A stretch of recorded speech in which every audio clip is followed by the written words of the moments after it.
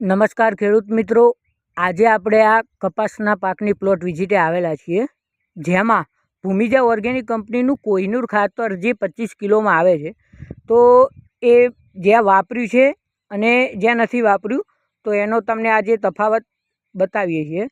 જે પહેલાં તો ખેડૂત મિત્રો તમે જોઈ શકો છો, જે આ બાજુ કપાસમાં ભૂમિજા કોહિનૂર ખાતર જે છે એ આ નથી વાપરેલો, એ આ બાજથી લઈને આ બાજુ કપાસમાં કોહિનૂર ખાતર નથી વાપરેલ, અને જે જગ્યાએ વાપરેલ છે એ આ લાઈન જે છે ત્યાંથી આ બાજુ જે કોહિનૂર ખાતર વાપરેલ છે.